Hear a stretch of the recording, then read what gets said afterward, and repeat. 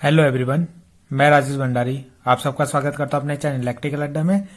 तो आज हम नेक्स्ट वीडियो लेके आए हैं। नेक्स्ट वीडियो में हम ये लेके आए हैं कि तार को खींचने पर प्रतिरोध पर क्या प्रभाव पड़ता है। ठीक है, तो सपोज आपके पास कोई मान लो कोई वायर है, जैसे इस तरीके से कोई एक तार है।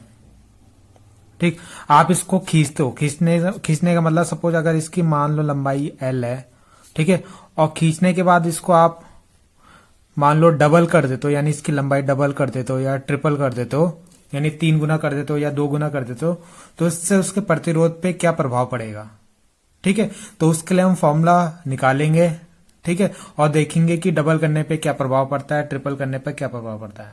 ठीक है, तो अगर हम लंबाई में चेंज करते हैं तो वैसे हमें इसमें मैं लिख देता हूं क्या प्रूव करना है। हमें जो नया प्रतिरोध जो मिलेगा वो कितना मिलेगा, N²R। ठीक है, यानी जो नया प्रतिरोध हमें मिलेगा वो N का स्क्वायर होगा। N का स्क्वायर मतलब अगर आपने दुगुना किया तो 2 का स्क्वायर यानी 4R, यानी 4 गुना हो जाएगा। ठीक है, यानी 2 यहां पे रखोगे तो 2 का स्क्वायर करोगे तो कितना हो जाएगा 4R, यानी जो नया प्रतिरोध हमें मिलेगा, मान लो सपोज पहले R था और जब आपने दुगुना कर दिया तो इस वाले का कितना हो जाएगा 4R हो जाएगा। ठीक है, तो ये हमें फॉर्मूला इसमें प्रूव करना है। बहुत बार आता है एग्जाम में प्रूव करने के लिए। ठीक है, और ये आपके नॉलेज में भी होना चाहिए। तो हम क्या करेंगे, सपोज जो हमने थ्योरी लिखी है, देखो क्या है, यदि तार की लंबाई L है, मान लो ये आपकी तार है, उसकी लंबाई L है और इसका क्षेत्रफल कितना ले लो। आपकी वायर कैसे होती है, ऐसे होती है ना कुछ इस तरीके से। ठीक है, इस तरीके से होती है। तो इसका क्षेत्रफल हमने ले लिया, वो क्या ले लिया, A ले लिया। ठीक है, तो तार का आयतन कितना होगा, तो आपको पता है ये एक तरीके का बेलन बन रहा है। तो बेलन का क्षेत्रफल कैसे निकालते हैं हम, जो उसका बेलन का क्षेत्रफल हम इस तरीके से निकाल सकते हैं ना, बेलन का आयतन जो उसका क्षेत्रफल गुणा लंबाई, इस तरीके से भी आपका आयतन निकलता है। तो वही हमने क्षेत्रफल गुणा लंबाई लगाया, तो इस तार का आयतन कितना आ गया ये। ठीक है, और इस तार का प्रतिरोध R कितना होगा, प्रारंभिक प्रतिरोध हम इसका ले लेते हैं, वो जाएगा ρL/A। ठीक है, तो इतना हमारा हो गया। इसे इक्वेशन 1 बना देते हैं, इसे इक्वेशन 2 बना देते हैं। ठीक है, समीकरण 1 और समीकरण 2। अब हमने तार की जो लंबाई है उसको L' कर दिया। ठीक है, यदि तार की लंबाई कितनी हो जाए L', मान लो हमने जो तार अब पहले इतनी थी, अब उसको खींच के इतना बना दिया। ठीक है, अभी मैं इसको हटा देता हूं, इसको L' लिख देता हूं। ठीक है, और इसका यहाँ पे जो क्षेत्रफल होगा, अब क्षेत्रफल भी तो चेंज हो जाएगा जब आप वायर को खींचोगे। यहाँ पे मैं इसको बना देता हूँ नई वायर को। ठीक है, तो जब आप वायर को खींचोगे तो इसका क्षेत्रफल कितना हो जाएगा, लंबाई आप इसको ले लो L'। ठीक है, और इसका क्षेत्रफल ले लो A'। ठीक, तो आयतन कितना हो जाएगा, तो आयतन तो वैसे समान रहेगा आपका, मगर जो A' और L' की मल्टीप्लाई होगी अब यहाँ पे। ठीक है, जैसे यहाँ पे A और L की हुई थी, वैसे इस वाले में क्या होगी A' और L'। आयतन आपका समान रहेगा। ठीक है, V भी आपका समान रहेगा क्योंकि आयतन में कोई परिवर्तन नहीं होगा। ठीक है, तो इसको बना देते हैं हम समीकरण 3। ठीक है, तो अब तार का नया प्रतिरोध, यानी आप तार का प्रतिरोध कितना हो जाएगा, तो इसको हम R' से लिखते हैं क्योंकि हमने यहाँ पे डैश लिया है।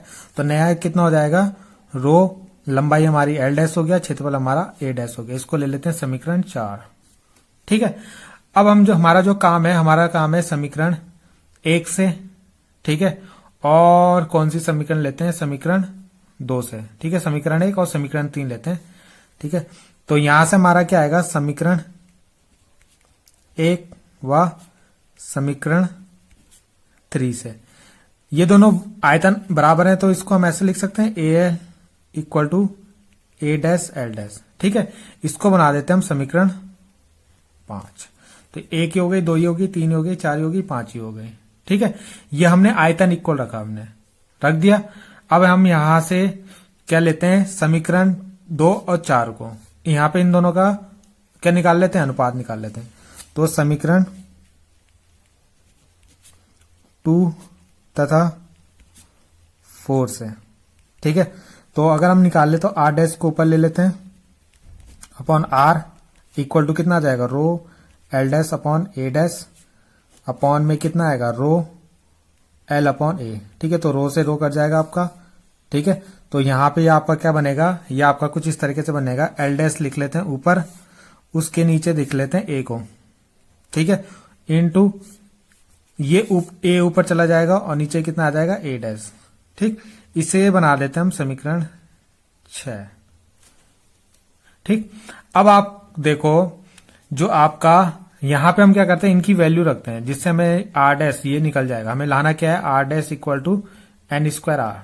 ठीक है, तो यहाँ पे आर डैश और आर तो हमारे पास है, हमें एन स्क्वायर बनाना है। ठीक है, तो इसको कैसे बना सकते हैं हम, तो इसमें हम पहला केस लेंगे, यदि तार को खींचकर, यदि हमने जो तार है इसको खींचकर एन गुना कर देते हैं, कितना, एन गुना लंबाई का कर देते हैं। ठीक है, तो कितना हो जाएगा, ये जो इसकी एल डैश हो जाएगा, ये जो नया एल डैश होगा वो कितना होगा, एन इंटू एल। ठीक है, यानी पहले का एन गुना हो जाएगा। ठीक है, मान लो पहले एल था, मान लो आपने दुगना कर दिया तो 2l हो जाएगा, तो एन की जगह कितना रखना है आपको, 2। ठीक है, तो इतना हो गया आपका। अब हम लेते हैं समीकरण 5 से। ठीक है, थोड़ा लेंथी है ये, आप डायरेक्टिव फॉर्मूला भी याद रख सकते हो, अगर एक नंबर में आएगा तो इससे काम हो जाएगा, मगर अगर आप प्रूव करने के लिए आएगा तो आपको पूरा करना पड़ेगा। ठीक है, अगर आपको फॉर्मूला प्रूव करना है तो यहां से हम क्या निकाल सकते हैं, अगर हम यहां से हम क्या, ए डैश अपॉन ए, कुछ इस तरीके से लिख सकते हैं इसको, A dash upon A equal to, ये एल डैश को इसके नीचे ले जाते हैं, एल अपॉन एल डैश। ठीक है, इस तरीके से बन सकता है हमारा। और यहां पे अगर हम एल डैश की वैल्यू रख दें, एल तो एल है और एल डैश की जगह कितना है हमारा, एन एल, तो एल से एल कट जाएगा तो कितना आएगा, ये 1 अपॉन एन। तो ए डैश अपॉन ए की वैल्यू कितनी आ गई, 1 अपॉन एन। ठीक है, इसकी वैल्यू हम रख देते हैं कहां, समीकरण 6 में, समीकरण 6 से। ठीक है, तो कितना आ जाएगा, आर डैश अपॉन आर, ये हमारा आर डैश अपॉन आर, और यहाँ पे ए डैश अपॉन ए की वैल्यू कितनी रखनी है हमें, देखो ये है हमारे पास, जो अभी हमारे पास है ए डैश अपॉन ए है, मगर हमें यहाँ पे रखना है ए अपॉन ए डैश, तो ये इसको उल्टा कर देंगे। ठीक है, तो यहाँ पे इस तरीके से लिख सकते हैं, और एल डैश की वैल्यू रख देते हैं हम N L, N into L upon L, और ए डैश अपॉन ए कितना हो जाएगा, ये एन ऊपर चला जाएगा तो ये एन अपॉन 1 लिखने की जरूरत है नहीं, तो एल से एल कट जाएगा, तो यहां से हमारा आर डैश कितना आ जाएगा, देखते हैं आर डैश जो हमारा आएगा, आर डैश वो कितना हो जाएगा, आर की मल्टीप्लाई इसमें कर देंगे, ये तो एन एन क्या हो जाएगा, एन स्क्वायर, और आर इसमें मल्टीप्लाई हो जाएगा, तो ये। ठीक है, तो जो हमारा नया प्रतिरोध आ गया वो कितना हो गया, एन स्क्वायर गुना हो गया किसके, पहले प्रतिरोध के। यानी अगर मान लो आपने किसी वायर को खींच के, कोई वायर थी उसको खींच के आपने दुगना कर दिया, 2 गुना, पहले आर था, अब आपने उसको 2r कर दिया, तो कितना हो जाएगा, ये दुगना कर दिया तो मतलब 2r नहीं, मतलब दुगना कर दिया तो कितना हो जाएगा, एन की वैल्यू 2 रख दोगे इंटू आर, तो ये कितना हो जाएगा, 2 2 4, यानी 4 गुना उसका प्रतिरोध हो जाएगा। अगर मान लो 3 गुना कर देते हो तो 3 स्क्वायर इंटू आर, तो ये कितना हो जाएगा, 9r हो जाएगा। ठीक है, इतना आपको याद रखना है। ठीक, तो ये इसकी डेरिवेशन थी। सेकंड केस इसमें क्या है कि जब हम तार को खींचकर त्रिज्या 1 अपॉन एन गुनी कर दी जाती है, तो तब उसके प्रतिरोध में क्या फर्क पड़ता है। ठीक है, यानी मान लो आपके पास कोई वायर थी, ठीक है, और उसकी त्रिज्या पहले आर थी, ठीक, और आपने उसको इतना खींचा, खींचने के बाद वो मान लो आपका पतला ही होगा। ठीक है, तो मान लो पतला हुआ तो उसकी त्रिज्या आपने कितनी कर दी, आर अपॉन एन कर दी। ठीक है, यानी कितनी भी, यहाँ पे 2 भी हो सकता है, यानी हाफ भी हो सकती है, या आर अपॉन 3 भी हो सकती है, यानी आपने उसकी त्रिज्या कितनी कर दी। अगर हाफ करते हो तो उसके प्रतिरोध में क्या फर्क पड़ जाता है, यार आर अपॉन 3 कर देते हो तो उसके प्रतिरोध में क्या फर्क पड़ जाता है, वो हमें निकालना है। ठीक है, तो जो नई त्रिज्या होगी आपकी यहाँ पे आर डैश ये वाले की, उसको आपको कितना रखना है, आर अपॉन एन। ठीक है, और अभी हमने समीकरण 5 में देखा था L dash upon L equal to A upon A dash. ठीक है, ये हमने पहले प्रूव कर दिया था, और समीकरण 6 हमारी ये थी। ठीक है, तो आपको क्या करना है, ये जो एल डैश अपॉन एल है ना, एल डैश अपॉन एल, उसकी जगह भी ए अपॉन ए डैश रख देना है यहाँ पे। तो ये कितना हो जाएगा, ए upon A dash into A upon A dash, तो ये कितना हो जाएगा, ए अपॉन ए डैश का स्क्वायर, 2 बार मल्टीप्लाई हो जाएगी।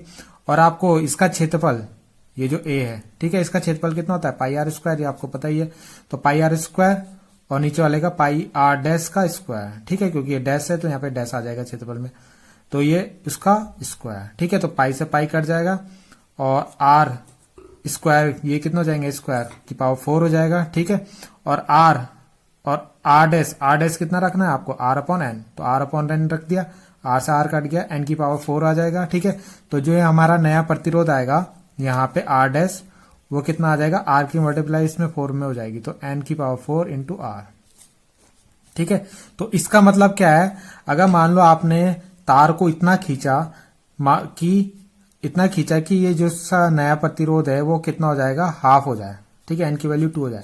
तो अगर आप यहां पे रखोगे तो 2 की पावर 4 एन की वैल्यू और इंटू आर, ठीक है, तो ये कितना हो जाएगा 2 की पावर 4 यानी 16 इंटू आर, तो ये 16 गुना हो जाएगा उसका नया प्रतिरोध, ठीक है। नया प्रतिरोध जो होगा आर डैश वो 16 गुना हो जाएगा पहले वाले का। अगर पहले का मान लो कुछ भी है आर है तो दूसरे वाले का 16 आर हो जाएगा, ठीक है, इतना ज्यादा प्रतिरोध हो जाएगा। तो इतना था, आई होप आपको ये समझ में आया होगा। जैसा भी लगा होगा प्लीज कमेंट कीजिए, ठीक है, और थैंक यू।